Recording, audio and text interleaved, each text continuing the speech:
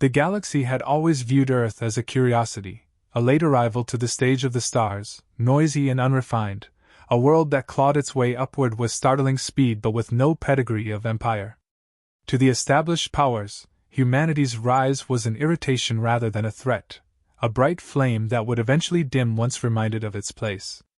That certainty hardened into arrogance when the Galactic Council convened in its great chamber and announced, with all the solemn weight of law, that humanity was now the enemy of all. The declaration spread across millions of systems, broadcast as if it were a foregone conclusion. Alien envoys spoke of it with smug finality. Humanity would be crushed, Earth humbled, its people broken into a servile caste. The galaxy celebrated its own inevitability. The declaration was not a simple military edict. It was an event designed for spectacle, crafted to intimidate. Worlds lit up with grand announcements, fleets paraded in orbit, weapons displayed in deliberate pageantry. The message was clear: the Council was vast, ancient, and absolute. No species had ever defied such a decree and survived. The last civilizations who dared had been erased so thoroughly that only ruins remained, monuments to futility. To the Council's members, Earth was destined to become another name on that long list of failures. Behind their confidence lay simple arithmetic. The Council's fleets numbered in the millions, its logistics stretched across the arms of the galaxy. Every known weapon system had been catalogued, every form of warfare reduced to doctrine. Against that, what could humanity offer? A single small world, a handful of colonies, ships pieced together from scavenged ideas and hurried designs. The conclusion seemed inevitable. This war would be short, and the galaxy would scarcely notice its passing. Yet what the galaxy expected and what it received were not the same. The declarations reached Earth. They were broadcast across satellites, relayed through the colonies, intercepted by human commanders and civilians alike. Aliens waited for fear to settle into the human voice, for trembling statements of regret or appeals for mercy. Instead, there was silence.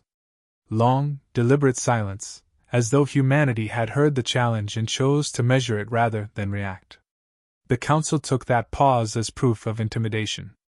In their arrogance, they mistook patience for weakness. When the first human response finally came, it was not a plea but a statement uttered with unsettling calm. There was no apology, no retreat, no tone of desperation. Instead, there was a quiet assurance. The declaration had been received, and Earth was prepared.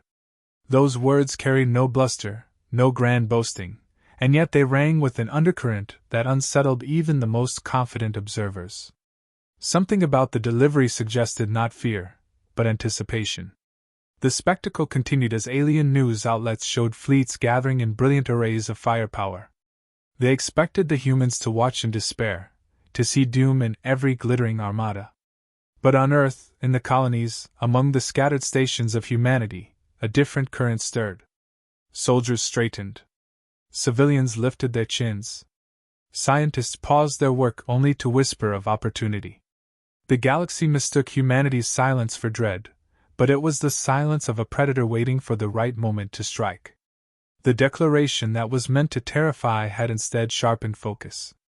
Every insult carried in those words, every arrogant dismissal of humanity as lesser, became fuel. Across the human sphere, the message was received not as a death sentence but as permission. Permission to fight without restraint, to unleash every weapon designed in secret, every strategy forged in shadows. For the first time, humanity was free of hesitation. The galaxy wanted war. Humanity would give it war, not reluctantly but with something the aliens could not fathom: excitement. Where others saw finality, Earth saw beginning. The declaration of war was not the end of a defiant species but the spark that lit the fire. And while the Council stood assured of its own dominance, far across the void, the first human grin spread across countless faces. It was not the grin of madness, nor of recklessness, but of recognition. The galaxy had declared war. Humanity had been waiting for exactly this. The grin was the first sign that the galaxy had made a mistake. It spread quietly, without speeches or parades, appearing in soldiers on deployment, engineers in hidden bunkers, and civilians in crowded cities. It was not born from ignorance of the odds but from an old truth written into the marrow of the species. Humans had always faced impossible wars, impossible plagues, impossible winters, and yet they endured. Their history was not one of ease but of surviving challenges meant to erase them. To declare war on such a species was not to frighten it but to awaken instincts that had been sharpened across every era of struggle. For humanity, danger had always been familiar company. Predators stronger and faster once stalked them, and survival demanded cunning, not safety. Tribes that lacked resolve vanished. Those who adapted thrived. The same pattern repeated through empires and ages. Invaders came with overwhelming numbers, confident in their superiority, only to learn that humans fought with a ferocity that did not respect mathematics.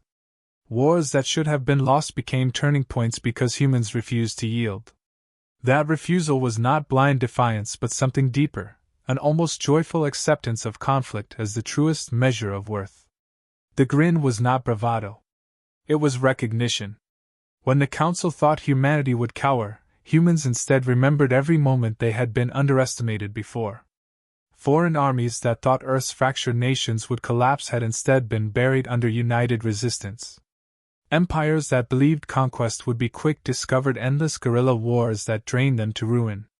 Even in peace, the human drive turned to competition, challenge, and relentless innovation.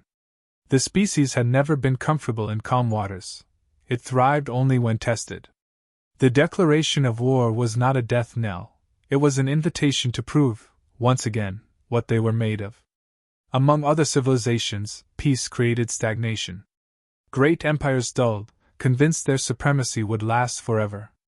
For humans, peace was only ever a pause, a brief breath before the next struggle.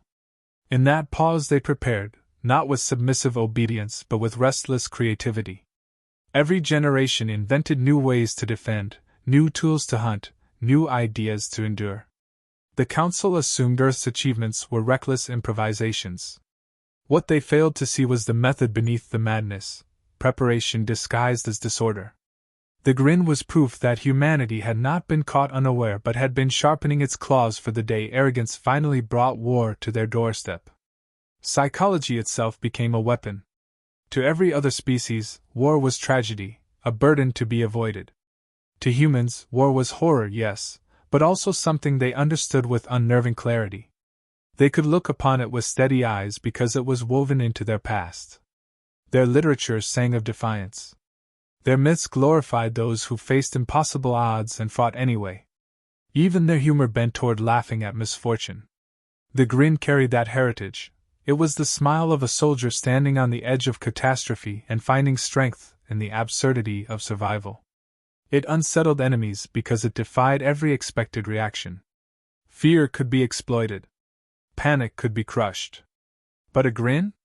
That was incomprehensible. The Council misjudged what they had triggered.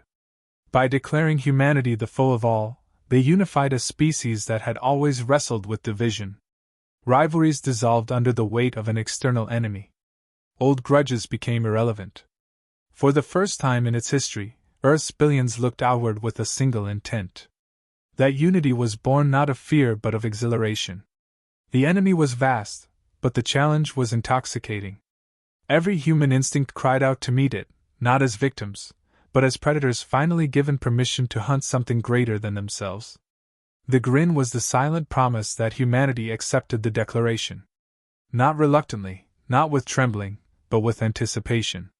The galaxy had mistaken patience for weakness and arrogance for power.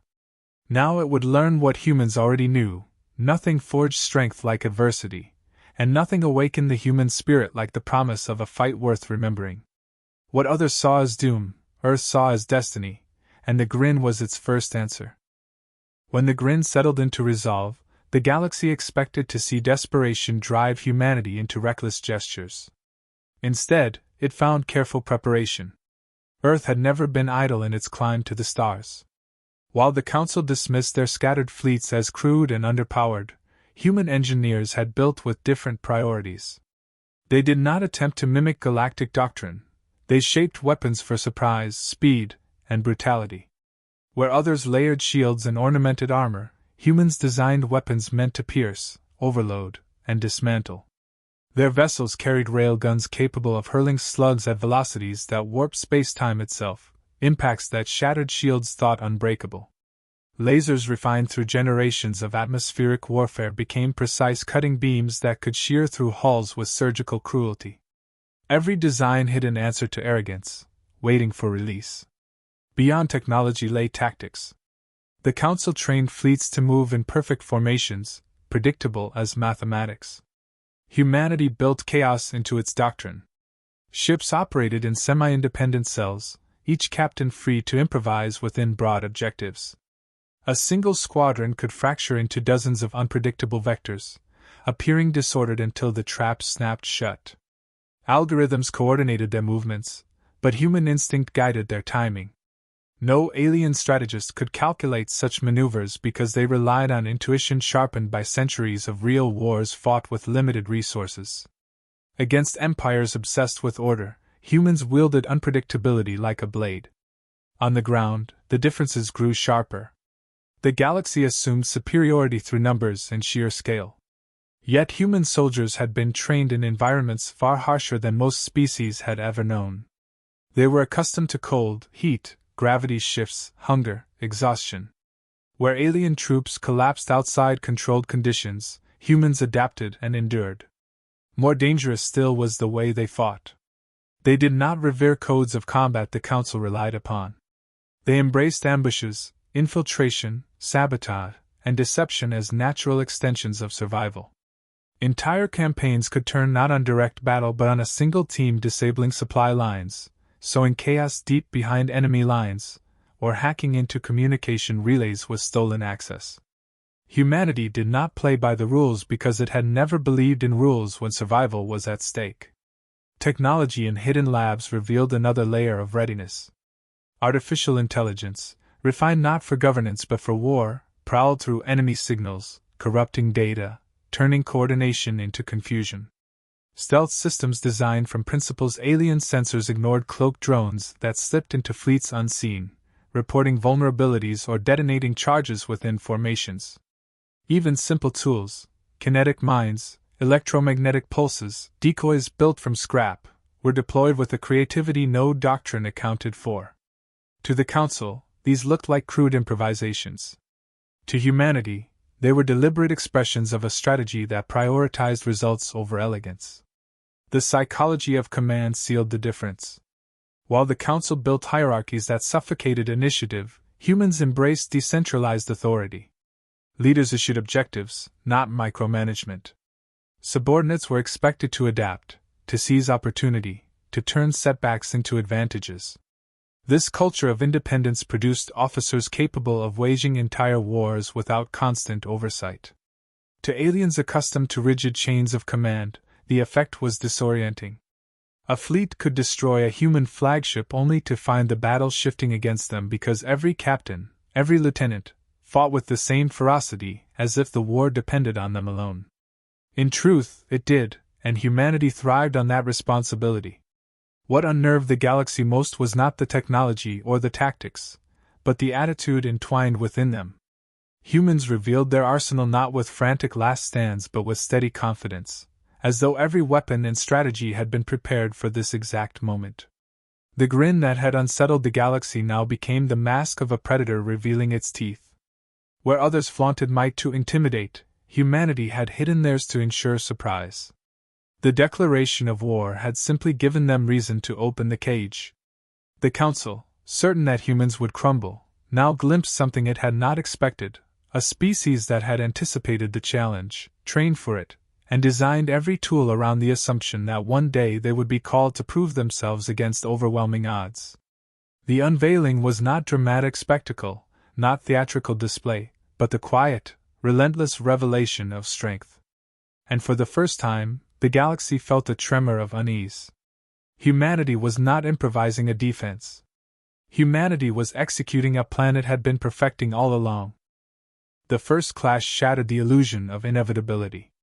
Council fleets, vast and glittering, advanced with ceremonial precision, expecting another swift display of dominance. They entered human space prepared to measure the length of resistance in days, perhaps weeks.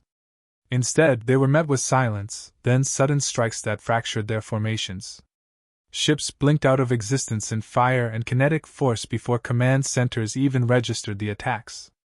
What should have been an easy opening campaign turned into chaos as humans dismantled armadas piece by piece with ruthless efficiency. The alien doctrine of order collapsed under pressure it was never designed to withstand. Formations that had held firm for centuries against disciplined foes unraveled when humans refused to fight predictably. A wave of decoys forced volleys into empty space while stealth craft carved into exposed flanks.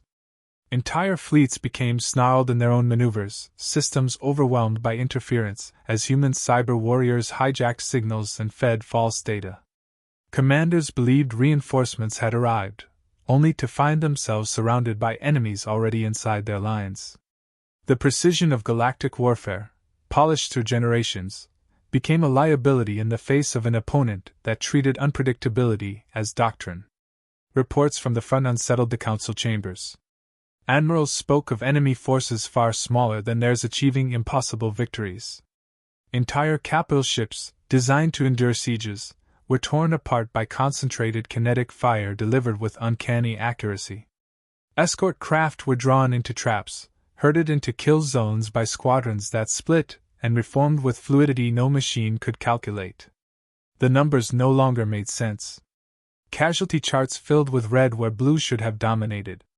What had begun as a march to punishment was rapidly mutating into a nightmare. More disturbing than the destruction was the psychology behind it. Alien fleets broadcast discipline and confidence. Human fleets broadcast nothing, only silence punctuated by decisive violence. When communications were intercepted, the few words exchanged among human crews carried a casual tone, as if they were not facing extinction but embracing opportunity. The same grin that had begun on Earth now spread through the void, intangible but felt. Pilots laughed in the heat of combat, not because they dismissed the danger but because they welcomed it. Marines storming stations left mocking symbols on walls, not to boast but to remind the enemy that fear was theirs alone to carry. The Council attempted escalation, believing that sheer numbers would overwhelm creativity. They poured fleets into the conflict, burning resources faster than any prior campaign. Yet each reinforcement wave dissolved into the same pattern: disruption, disorientation, destruction. The humans fought with an endurance alien strategists could not predict. When fleets should have retreated, they pressed forward. When surrounded, they struck at weak points until the encirclement broke. Losses did not weaken resolve, they hardened it. Every destroyed vessel became a lesson adapted instantly into the next battle. The humans did not repeat mistakes. They weaponized them. Alien officers began to notice the toll within their own ranks. Soldiers who had expected quick triumph now hesitated, glancing at scanners as if shadows themselves carried threats. Admirals who once issued commands with arrogance now second-guessed every maneuver, fearing traps they could no longer anticipate. The Council, so long accustomed to instilling terror, found itself on the receiving end of it. The prey was not behaving as prey. The hunters were bleeding, and the wounds deepened with every encounter. The shattering of arrogance echoed beyond the battlefield. Galactic citizens, once entertained by the spectacle of a war against an upstart species, began whispering doubts. Broadcasts meant to show human defeat instead revealed fleets staggering under losses they could not explain. The story of inevitable victory no longer held. Instead, stories of human defiance spread, tales of impossible ambushes and soldiers who fought with smiles on their faces. A single truth grew difficult to ignore: the Council had awakened an adversary it did not understand. For the first time in generations, the galaxy experienced fear not of chaos from within, but of an enemy from without. The Council had declared war expecting submission. What they had received was a mirror held to their arrogance, reflecting the cracks in their supremacy. And with every clash, that mirror shattered a little more, until the truth stood undeniable. Humanity was not a fragile species awaiting conquest. Humanity was the storm they had summoned, and it was only beginning to rise. The moment came when humanity no longer fought to survive but to advance. What began as defense turned into a counteroffensive that spread across sectors like a wildfire impossible to contain. Council fleets, once symbols of invincibility, found themselves hunted. Human squadrons slipped into territories long thought secure, striking shipyards, depots, and relay stations with precision that left entire supply networks in ruin. The galaxy had believed the war would end quickly. Now it realized the war had only truly begun when Earth answered. Humanity's strategies shifted from survival to dominance. No longer content to ambush, they pressed offensives that combined calculated ferocity with relentless momentum. Entire regions were cleared in weeks as human fleets moved faster than logistics could predict. They struck with weapons designed not just to damage, but to cripple systems permanently. Engines failed, reactors collapsed, communication nodes vanished into silence. Every blow carried a message. Humanity would not wait to be conquered. It would dismantle the very foundation of galactic power. The psychological tie broke. Council soldiers who once entered battle expecting effortless conquest now hesitated at the sight of human formations. They had learned that even when outnumbered, those ships fought with the certainty of predators. The grin, once metaphorical, now echoed across the void in every maneuver, every broadcast of victory. Prisoners spoke of opponents who never faltered, who seemed to welcome hardship as fuel. Fears spread faster than truth, and truth was already devastating enough. Humanity understood the war was as much about perception as destruction. They targeted symbols of council authority, striking monuments of arrogance, and reducing them to rubble before broadcasting the aftermath to the stars. These acts were not vanity but strategy, dismantling the myth of invincibility that had shielded the Council for centuries. Every shattered fleet, every burning station, every lost world became a reminder to the galaxy at large. The order imposed by arrogance could fall, and it was falling now. Resistance from other species began to stir. Worlds long subjugated saw in humanity's defiance a possibility they had not dared imagine.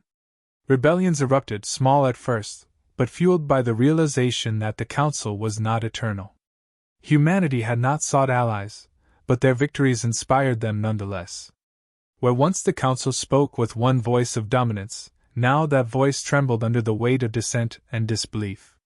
What was meant to crush humanity had instead destabilized the empire that declared it.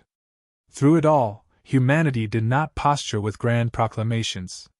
They simply advanced. Their fleets grew stronger with each captured vessel, their tactics sharper with every battle. Losses were endured, adapted to, and transformed into momentum. The galaxy saw a species that did not crumble under strain but was hardened by it, as though conflict was a forge and humans were the steel it tempered. The Council realized too late that declaring war had not exposed humanity's weakness, it had awakened its true nature. The final message was not one of negotiation or submission but of inevitability. Humanity did not claim to be saviors, nor did they seek to mimic the Council's empire. They made their intent clear through action alone. Earth would not kneel, and anyone who tried to force it would pay a price far greater than they imagined. The war that had been declared to subdue them had instead carved their place into history. They were no longer a curiosity at the edges of civilization. They were now the standard by which defiance would be measured. The galaxy understood at last what the grin had meant. It had never been denial, never bravado, but certainty. The declaration of war was not humanity's end. It was the moment they had been waiting for. Earth had been challenged, and it answered not with surrender but with a roar that shook the foundations of empire. From that point forward, no fleet, no decree, no power in the stars would ever forget what humanity truly was. Not prey, not subject, not supplicant. They were the predator awakened, and the galaxy would live forever with the knowledge that it had been humanity's war to win all along.